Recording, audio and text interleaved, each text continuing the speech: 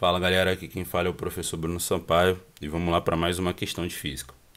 Dois blocos de massas M1 igual a 3 kg e M2 igual a 1 kg, ligados por um fio inextensível, podem deslizar sem atrito sobre um plano horizontal.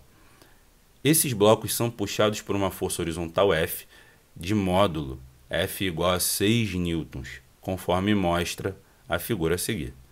Aí fala para você desconsiderar a massa do fio, ou seja, ele é um fio ideal.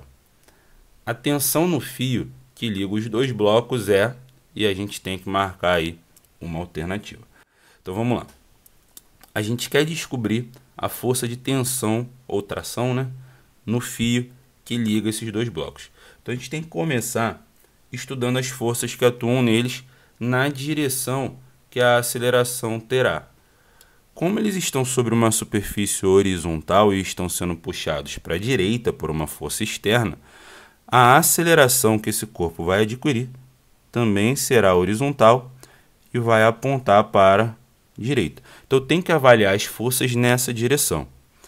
Os blocos M1 e M2 eles sofrem a ação da força peso, sofrem a ação também de uma força chamada normal, que é feita pela superfície, evitando que eles afundem na superfície. Só que essas duas forças elas atuam na direção vertical, não é a mesma direção de onde ele vai adquirir a aceleração. Então, para mim, elas não vão me interessar nesse estudo que a gente vai fazer. Porém, se eu estudo o corpo 1, ele está sendo puxado por esse fio. No caso, ele está sendo puxado da esquerda para a direita. A força que o fio faz nele,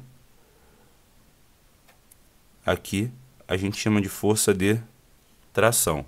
Essa é a única força que puxa o corpo M1 na direção da aceleração. O corpo M2 ele está sendo puxado por uma força F, que já estava explícita no desenho, porém ele também está sendo puxado pelo fio.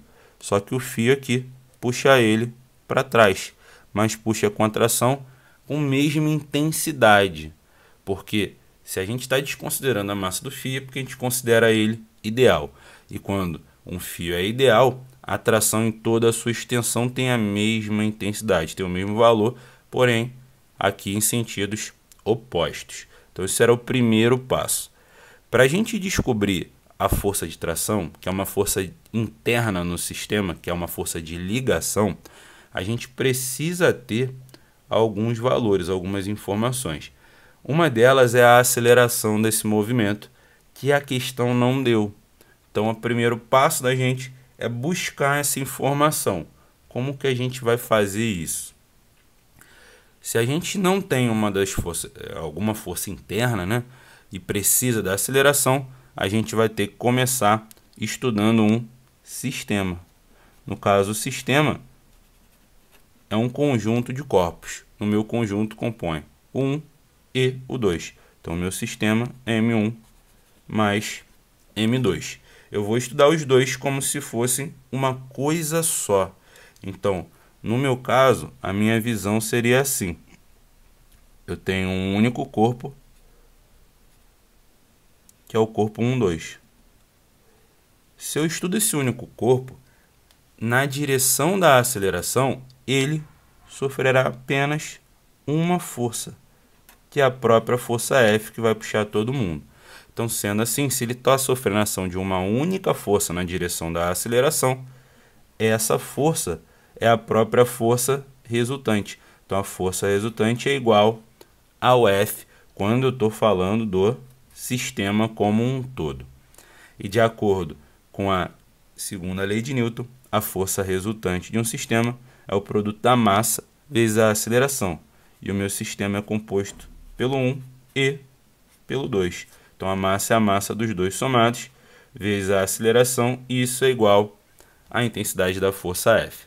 Aí a questão falou, a massa do corpo 1 equivale a 3 kg e a massa do corpo 2 equivale a 1 kg. E que a força F ela tem intensidade de 6 newtons.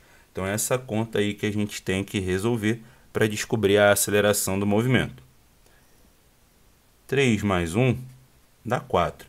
Esse 4, como ele multiplica a aceleração, eu vou ter que tirar ele dali. O 4 que está multiplicando vai passar para o outro lado da igualdade dividindo. E 6 dividido por 4 dá 1,5, no nosso caso, metros por segundo ao quadrado, que é a medida do sistema internacional, e a gente está trabalhando com todas as grandezas no sistema internacional. Então, descobrimos a aceleração, agora a gente vai descobrir a tração. Para isso, a gente tem que voltar atrás e não trabalhar mais com o sistema. A gente tem que trabalhar ou com o corpo 1 ou com o corpo 2, porque os dois sofrem a ação ali da tração. Sendo que quando a gente tem uma escolha, o ideal é que a gente escolha com coerência. Eu geralmente faço da seguinte maneira: eu escolho aquele corpo que sofre a ação de menos forças, já que eu sei todas as outras. O corpo 2 ele sofre a ação de 2 forças na direção da aceleração. O corpo 1 só sofre uma, que é exatamente quem eu quero descobrir. Então eu vou estudar o corpo 1 sozinho. Então o corpo 1 sozinho, ele sofre a ação de uma força na direção da aceleração, que é exatamente a força de tração. Então é assim que a gente vai fazer. De acordo novamente com a segunda lei de Newton, a força resultante tem que ser igual a massa vezes a aceleração, e ela é igual à soma de todas as forças. No caso aí, o que sobra é a própria força de tração. Sendo que aqui a força resultante ela é específica do corpo 1. Então a gente está falando dele sozinho. Aqui era do sistema, por isso tinha uma relação diferente. No caso aqui vai ficar M1 vezes a aceleração é igual à força de tração. A massa M1 vale 3 kg, a aceleração a gente descobriu que vale 1,5. E a tração é o que a questão pediu aí para a gente calcular. E agora a gente vai finalizar. 3 vezes 1,5 dá 4,5. Isso medido em newtons, que é a medida do Sistema Internacional de Força.